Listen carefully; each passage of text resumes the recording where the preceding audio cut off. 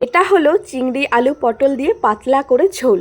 আজ বাবা বাজার থেকে দেখো কত বড় সাইজের চিংড়ি মাছ নিয়ে এসছে। কার কার প্রিয় মাছ, এটা কিভাবে রান্না করব আজ চলো তোমাদের শেয়ার করি।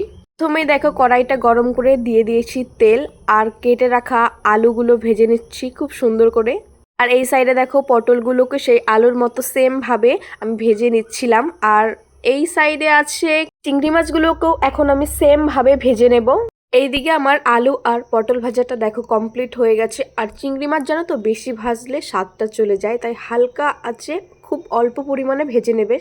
মশলার জন্য পেঁয়াজ, আদা, রসুন, লঙ্কা দেখো সমস্তগুলোকে একসঙ্গে বেটে নিয়েছি। মা বেটে দিয়েছিল, আমি এটা করিনি। হালকা আছে দেখো একটুখানি জল দিয়ে ভালো করে কষিয়ে নিচ্ছি। কষানো কমপ্লিট হয়ে গেছে। আর দেখো পরিমাণ মতো জল দিয়ে নিয়েছি।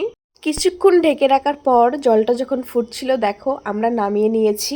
এভাবেই আমার রান্নাটা আজকে আমি সম্পূর্ণ করলাম। কেমন হয়েছে ভিডিওটা অবশ্যই জানাতে ভুলো না। আজকের মতো টাটা সবাইকে।